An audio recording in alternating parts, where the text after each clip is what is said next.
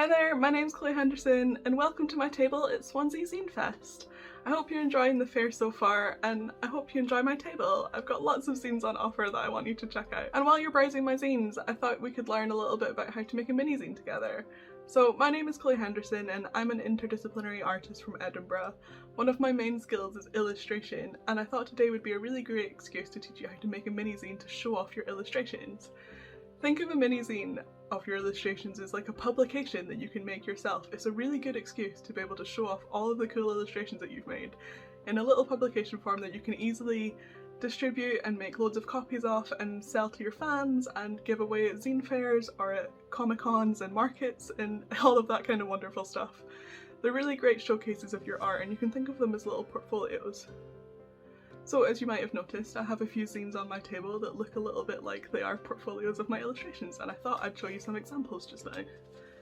So here's an example of one of my illustrative zines. This is the Rude Cat zine, and as you can see inside we have a lot of Rude Cat illustrations. So this is one of my mini zines that I've made to show off this little collection of Rude Cats. This is my sharks are friends, not food zine. So I illustrated some sharks and I told a little story through my illustrations.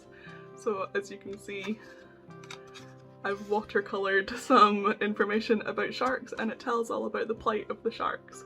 I did this for Shark Week and that's another one of my little illustration zines. And let's go for one last zine to show you some of my illustrations. Here's another one. This one's called Mermaid Tales, and it's a zine full of mermaid tales. It does what it says on the cover. And I did this as a little character design exercise and then put it together as a little zine. So first off, we're gonna open up a new project in Photoshop. We're gonna set it to international paper and you want basically an A4 paper size. And then I have a mini zine template, which I'm gonna drag in. Patrons, this will be available in the blog that this video is attached to, and for everybody else that's watching this, it's basically a grid of 8 sides of paper, or your 8 pages that we're going to have. And I always keep a little mini zine template to hand when I'm doing this so I can see exactly what pages I'm working on, so I will know that this is the front page, this is the back page, and it just makes it easier for me to see exactly what pages that I'm working on, so it's useful to have a little guide like this. So the first thing you want to do is decide on which collection or which theme you want your zine to be about and what illustrations that you're going to use. In this video we're assuming that you've already taken lots of photos of your illustrations and you've got them ready to use. So I've decided to go for a fan art theme. I really love drawing fan art, so this little zine is going to be a showcase of all of the fan art that I've made. So just now I'm dragging a little text box onto my first page and I'm just going to write a title. I might change this later on, it might be something completely different, but this gives me an idea of exactly what I want to do and it just gives me something to work off. So I'm titling my zine Fantastic Fan Art, and then I'm going to go into my folder of all of my illustrations and decide on some of the fan art that I want to use. So I really like this photograph that I took of my tutorial drawing after I'd finished it. It's got the little watercolour pans and some of the materials that I used for the drawing, so I've decided that this is going to become my front cover. So to do this I'm going to drag it into Photoshop and move it to where the front cover is going to be and then move it into place. And the way that I'm doing this means that my front cover will be wrapped, so I'm doing this as the front and back cover. So when it is printed out, this line down here will be where it's folded. So you'll have the tutorial on the front cover and then you'll have the watercolour pans on the back cover. So let me just drag my text on top. At the moment you can't really see the text, it's not working that great with the image that I've used, but a way to adjust that is to make the tutorial image or whatever image you choose to use, and this might not be how you lay out your zine. This is just an example of what I do and I hope you get a little bit of inspiration from here. But of course you can do absolutely anything you want. I hope this just gives you some ideas. I'm really keen to see the zines that you make, so do share with me the zines that you make. I'd love to see them. So in Photoshop, to make the layer slightly more transparent, we're going to go into layer, layer style, and then blending options, and we're going to adjust the opacity. So let's see what it looks like at 50% opacity. So that's maybe a little bit too transparent. We can't see the image quite so well. I just like to adjust it a few times. I think 70 will be ideal for this.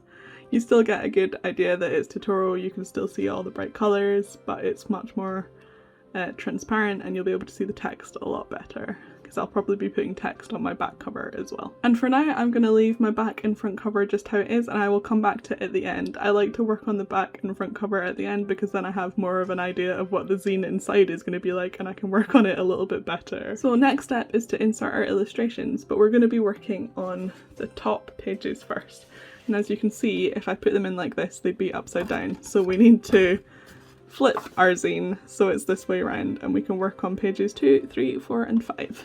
So to do that in Photoshop, you go to Image, Rotation, and then 180, so it's completely flipped. And then I'm going to zoom right into these pages and center them a little bit, because then it's much easier for me to see exactly where my images are going to be and I can line them up properly. So let's put in our first image together, and then I will stick this into time-lapse and you can watch me put in the rest of my images from there. So let's go for the first illustration. I know what my first one's going to be because I'd already decided before sitting down.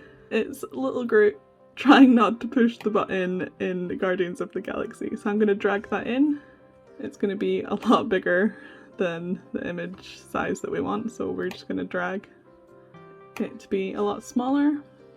And here I don't want the image to fill up the whole piece of paper or the whole page, so I'm going to make it smaller, decide on the placement of my image, and I want to give a little bit of space so I can write the title of this drawing underneath. So that's centered, and then I just want to move it down a little bit.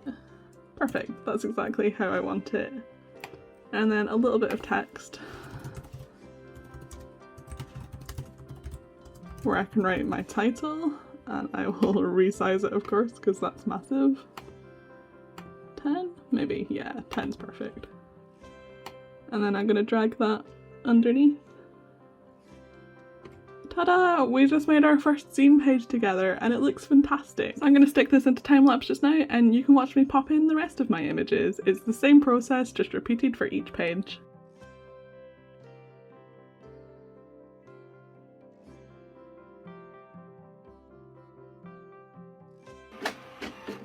So this is my zine come back from the printer, and I'm just going to show you how to fold a little mini zine just now so you can finish off your zines after they've printed. So my first step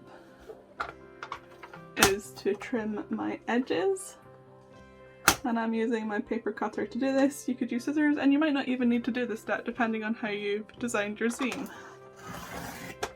So first step is to fold your page lengthways, like so.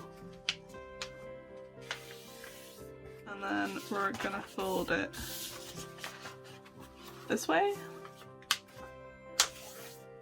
and then we're gonna flip it over, fold the pages in on themselves to the middle line, and then again with the other side. So you've got your full 4 pages on each side folded out like this, so it makes an 8 page in total. And we're going to fold it again on the center line, and you're going to cut your center line up to here where the middle bit is.